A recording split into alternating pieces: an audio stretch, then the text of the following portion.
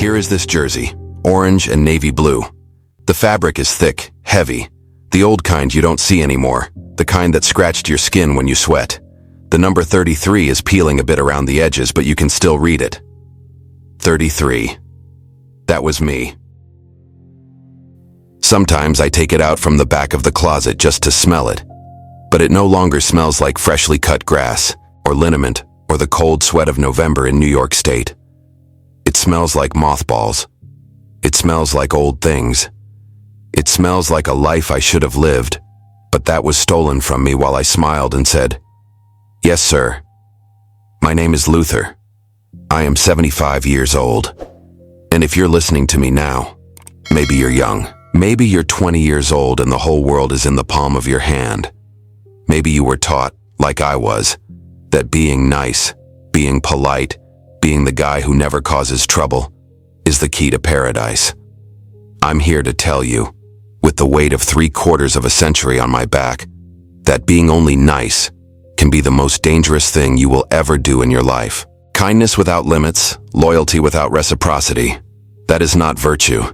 It's an invitation to be devoured. I was devoured. I live in Detroit, Michigan now.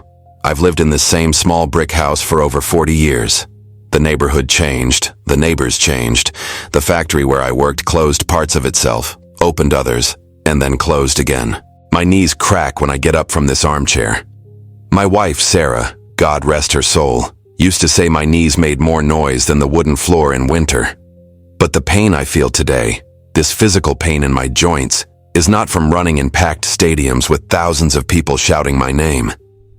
It's not the glorious pain of a retired National Football League athlete. It's the pain of 40 years standing on concrete floors on an assembly line, tightening bolts on car doors I could never afford, shift after shift, night after night.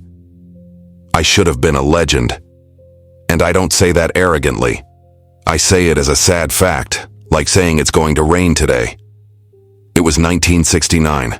I was at Syracuse University, the Orangemen, the university's football team.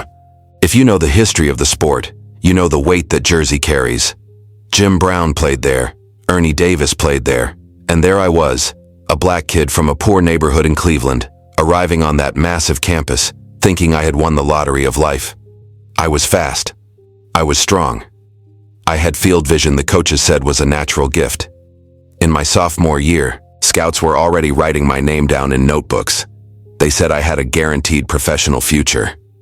"Luther, you're going to buy your mother a house before you turn 22, the assistant coach used to tell me. But I had a problem my mother, in her infinite gentleness, had planted in me.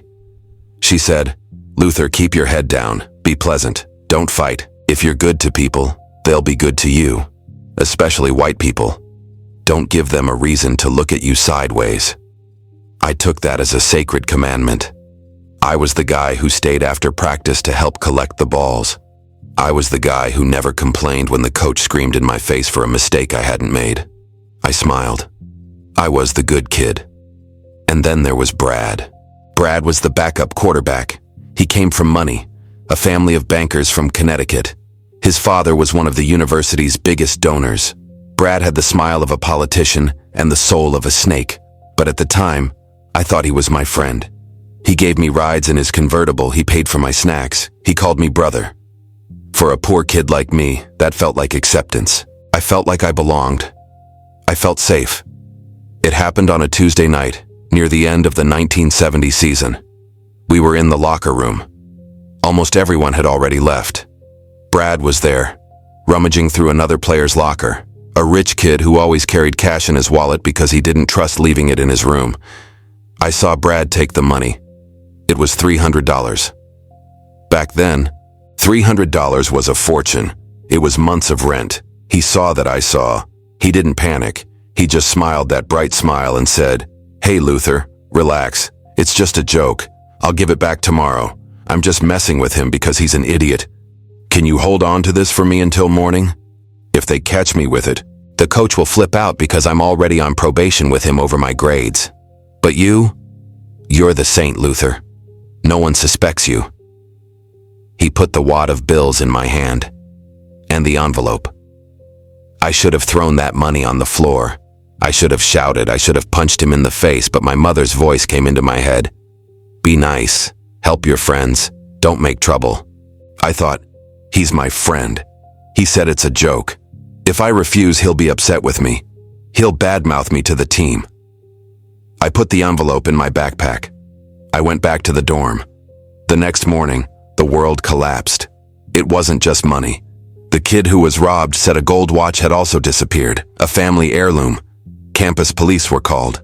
The head coach gathered the entire team in the gym. He was red with rage. He said he was going to search everything. I looked at Brad.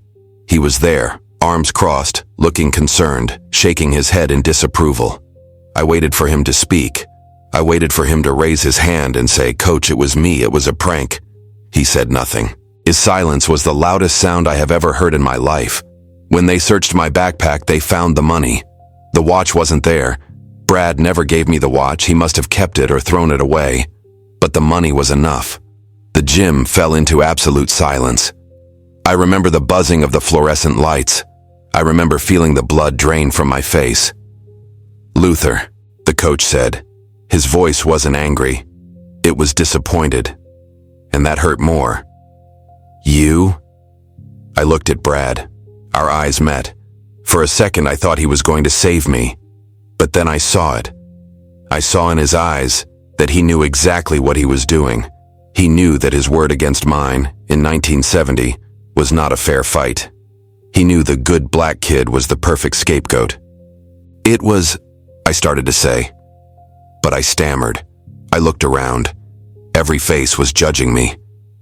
Brad stepped forward and said, in the saddest, fakest voice in the world, "Luther, man, why did you do this? If you needed money, you could have just asked me." That sentence sealed my coffin. He flipped the script. He made himself the benevolent friend and me the desperate traitor. I was taken to the police station. I was kicked off the team the same day. The university revoked my scholarship the following week. There was no deep investigation. There was no defense. I was a black man accused of theft in a white traditional institution. The verdict was decided before I opened my mouth. I tried to tell the truth later, in the dean's office. I said, "It was Brad. He asked me to hold it." The dean, an old man who wouldn't even look me in the eyes, said, "Stop blaming others for your mistakes, son. Brad has a bright future. His father is a pillar of this community. You should be ashamed." I went back to Cleveland by bus. I took nothing with me except my clothes and this jersey here, which I had stolen from the laundry before leaving, as a pathetic reminder of what I almost was. My mother cried when I told her. She believed me, but she also said, "God knows the truth, Luther. Leave it in his hands." But God didn't come down to pay the bills. God didn't come down to clear my name in the records. With an expulsion for theft on my back, no other university wanted to touch me. The National Football League? Forget it. Back then, character was the perfect excuse to close doors. The dream ended in the blink of an eye. Not because I wasn't talented, not because I got injured, but because I was nice. Because I was afraid to say no. Because I trusted the wrong person and thought loyalty would protect me. 2 years later, I saw Brad on television. He didn't become a professional player, but he became a lawyer. Then he went into politics. I saw his face in newspapers for decades, always smiling, always winning. And me? I came to Detroit. I got a job at Ford. It was a good job for a black man in the 70s. It paid the bills. I bought my house. I married Sarah. I raised 2 children who went to college. Thank God, and a lot of overtime. But something died inside me in that locker room in Syracuse. For years, I couldn't watch a football game. The sound of the referee's whistle made me nauseous. When my co-workers at the factory spent Mondays discussing the weekend's plays, I walked away. I went to the bathroom or stepped outside to smoke in the cold, even though I didn't smoke.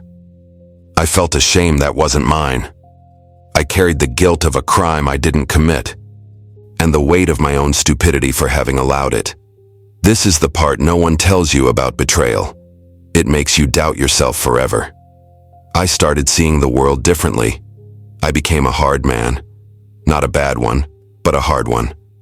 I raised my children differently than my mother raised me. When my oldest son, Marcus, was 10 years old, he came home from school crying because a friend had broken his toy and he did nothing because he wanted to be nice. I sat with him in the kitchen. I held his shoulders and said, "Son, being good doesn't mean being foolish. Being good doesn't mean being a doormat for others to walk on. You have to have teeth. You have to know how to bite if necessary, because the world is full of people who will smile at you while putting their hand in your pocket." Was I too hard on them sometimes? Maybe, but I needed them to survive. I needed them to know that their integrity, their name, is the only thing you truly own, and you have to protect it fiercely. Today, at 75, I spend a lot of time on the porch. I watch young people walk by. They walk fast with headphones on, staring at screens. They look so confident. But sometimes I see that same look I had. That look of wanting to please. That look of being afraid to set boundaries. I see friendships that seem unbalanced. I see people doing other people's work at the office, waiting for recognition that never comes. And I want to scream. I look at this orange jersey, number 33. I think of all the yards I never ran. I think of the touchdowns I never scored. I think of the life my family could have had if I had become a sports star. The money. The comfort. Maybe Sarah wouldn't have had to work cleaning houses until she was 68. Maybe she'd still be alive today if she'd had better doctors. These what-ifs haunt me in the early mornings, when the house is quiet and the heater clicks in the basement. Brad's betrayal was the event. But my permissiveness was the cause. He was a predator, yes, but I was the prey that lay down and waited. You know, old age brings a terrible clarity. When you're young, you think you have time to fix everything. You think that if you're wronged today, the universe will compensate you tomorrow. You think karma is immediate. It isn't. The universe is indifferent. Brad lived a life of luxury and died peacefully in his sleep a few years ago. I read his obituary. It said he was a man of honor and a philanthropist. I had to laugh. A dry, bitter laugh, here in my empty kitchen. Justice is not something that happens naturally, like the sunrise. Justice is something you have to force. You have to demand it. And to demand it, you can't be afraid to displease. I lost my destiny because I wanted to be liked. I wanted to be the exemplary black man who didn't cause problems. And the system used that, chewed me up, and spat me out onto a factory floor in Detroit. Don't misunderstand me. I am grateful for the life I built. I love my children. I loved my wife with every piece of my heart. I am proud to have worked honestly. My hands are calloused and crooked, but they are clean hands. But there is mourning. Mourning for that 20-year-old boy who was left alone in a police station while the rich friend went back to a warm dorm. If I could go back in time, if I could walk into that locker room in 1970, I wouldn't punch Brad. Violence wouldn't have solved it. I would have taken that money, walked straight to the coach's office, knocked on the door and said, "Coach, Brad is trying to steal this and wants me to hide it. Call the police now." Would I have been called a snitch? Yes. Would the team have turned against me? Maybe. But I would have saved my life. I would have kept my story in my own hands. Now it's too late for me. The game ended a long time ago. The stadium is empty and the lights are off. But maybe it's not too late for you. If there's someone in your life right now asking you to carry a burden that isn't yours, drop it. If someone asks you to lie just this once, refuse. If you're swallowing disrespect, smiling when you want to cry, just to keep the peace, know this: peace that costs you your dignity is not peace. It's surrender. Don't be nice. Be just. Be right. And above all, be loyal to yourself. Because when you are 75 years old, holding the jersey of your past, you'll want to look at it with pride. Not with this bitter taste of what could have been that rises in my throat every time I look at this number 33. I'm going to fold this jersey now. I'll put it back in the box, at the back of the closet. The smell of mothballs will linger on my hands for a few hours. Tomorrow is Sunday. I'll go to church, sit in the same pew as always. I'll pray for Sarah's soul. And maybe, just maybe, I'll pray for Brad's soul too, because carrying hatred is too heavy when your legs are as tired as mine. But forget? No, I will never forget. And I hope that hearing this, you won't forget either. Protect your future. No one else will do it for you.